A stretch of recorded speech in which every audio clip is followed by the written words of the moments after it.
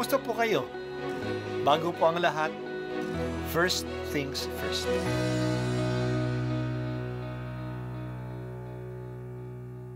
Good morning po. Sinisimulan po natin ngayon ang first things first. At dito po, tinatalakay natin sa unang bahagi ng umaga natin ay ang first readings na binabasa po sa banal na misa. Ito pong tinatalakay natin kasi madalas po kasi marami na tayong alam tungkol sa gospel readings. Pero konti po ang nagsasalita sa first readings. Pero ang first readings, bahagi din po yan ng Biblia, ng banal na kasulatan.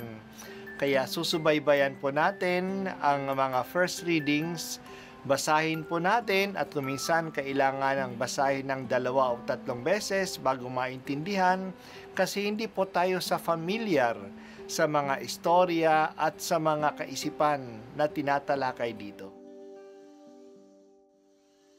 Ang pagbasa mula sa aklat ni Propeta Isaias noong mga araw na iyon, ipinasabi ng Panginoon kay Akaz, "Humingi ka sa akin ng palatandaan, maging sa kalaliman ng Sheol o sa kaitaasan ng langit." Sumagot si Akaz, "Hindi po ako hihingi, hindi ko susubukin ng Panginoon." Sinabi ni Isaias, "Pakinggan mo, sambahayan ni David, kulang pa ba ang galitin ninyo ang mga tao, na pati ang aking Diyos ay inyong niyayamot? Kaya nga't ang Panginoon na rin ang magbibigay ng palatandaan. Maglilihi ang isang dalaga at manganganak ng lalaki, at ito'y tatawaging Emmanuel." Ang salita ng Diyos. Salamat sa Diyos. Napakinggan natin ang hula. Maglilihi ang isang dalaga at manganganak ng isang lalaki at ito'y tatawaging Emmanuel. Ang ibig sabihin ng Emmanuel ay ang Diyos ay sumasa atin.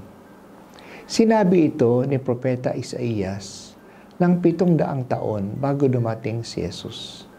Sinabi niya ito kay Haring Akas na ayaw maniwala na ililigtas ng Diyos ang Jerusalem laban sa pagsalakay ng mga kaaway.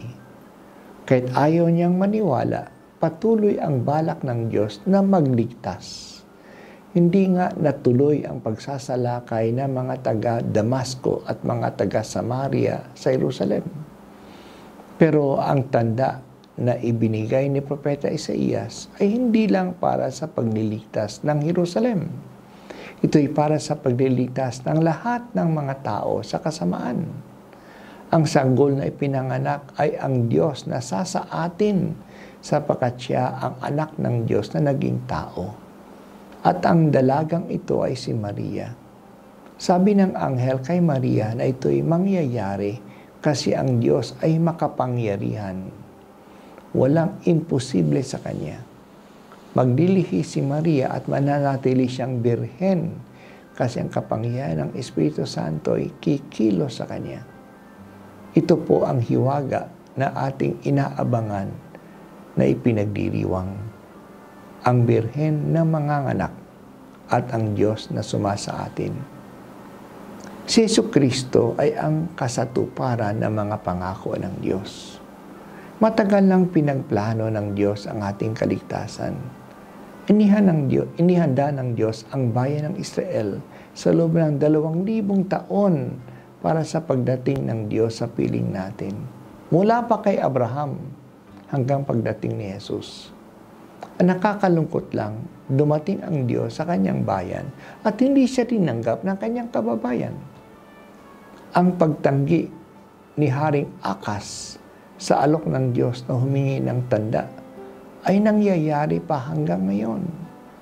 Maraming tumatanggi sa alok ng kaligtasan kahit na sa panahon ng Kapaskuhan. Marami hindi pumapansin sa Diyos sa panahong ito. Gusto lang nila na magsaya. Mababaw na kasiyahan. Gusto lang nila ng bonus. At bumili ng mga regalo o kumain ng masasarap. Pero ayaw nila ng manliligtas. Ano pang tanda ang kailangan nila na mahal sila ng Diyos? Nandito na ang Diyos sa kanilang piling. naging kapwa na nila ang Diyos sa araw ng Pasko. Salamat o Diyos na binigyan mo kami ng pananampalataya na kilalanin ang tanda na ibinigay mo sa amin. Salamat at tinatanggap namin si Birheng Maria at ang kanyang anak na si Jesus.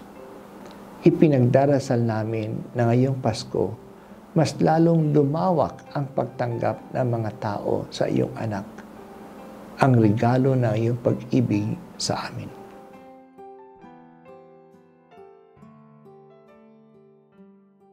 At ako po ay si Bishop Broderick Pabilio dito sa First Things First.